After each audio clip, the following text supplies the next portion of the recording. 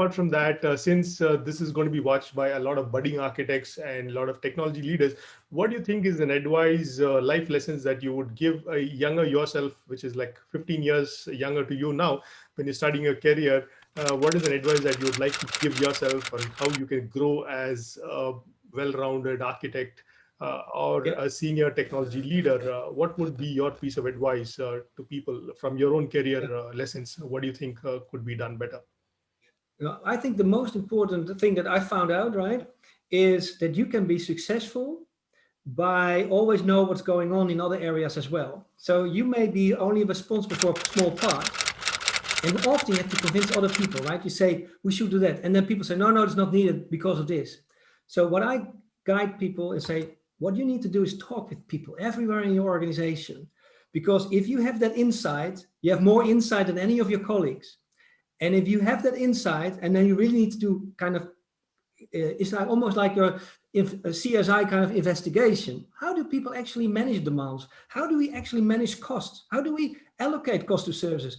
And try to figure out how this happens. Just nowadays, we don't talk to the coffee machine anymore with the coffee machine, but talk with people, collect that evidence, and you say, wow, this is what's going on. And then you have the munition, then you have the people that you can convince, because then you have insight that nobody else has. So really need to talk to a lot of people, research that, and combined, you have so much more information than anybody else in your organization. True. And network a lot and that kind of stuff. Talk but to you can only people. do that.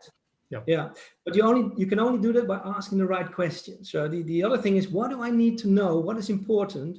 Like, what is before my value stream? What is downstream of my value stream? Understand what's going on there, and get this insight. So, and it could be related to how, like, you are an application team, how infrastructure is provisioned. Just understand how those teams work, because you can complain all the time. We can also try to understand what's going on, and then use that information to take better decisions with the management team. And then you can grow, because then you could say, I understand what's going on in this organization. And that's where sometimes outside consultants, they know sometimes more of how the IT function operates. And that's why they're so valuable. But if you want to be valuable, you need to do that your own investigation internally, which is easy to do because you have access to all the information on SharePoint. You can talk to people, ask questions. So if I was a newcomer and young in an organization, you can do that. You'll be very successful. Oh, yeah. I think also the fact that you can do some tech talks and volunteer for presentations and stuff like that, I suppose, right? Basically absolutely. establish your thought leadership and so on. Yeah, that's, I think, good. Go present something, a case in yourself, because you learn by telling, right? Correct. Absolutely. You learn That's more by important. teaching. True. Yeah, yeah. And also you have to be careful, but because if you listen to talks, often you get an idea of, you get always nice talks, right? This is how good we are. So you have to read between the lines. Okay, they are good at that part, but we didn't see the bigger picture.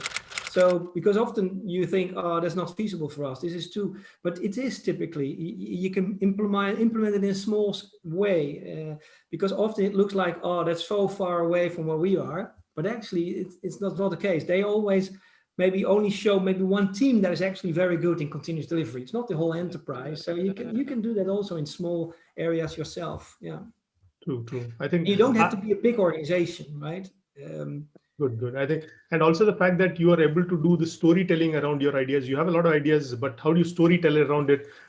So your Rabobank presentation was very engaging and very lively stuff, which is there on the one of the open group things. So how do you storytell around your offerings? I think that's a lot of this thing. And in one of your presentations, I think I remember you put a slide wherein there was a palindrome.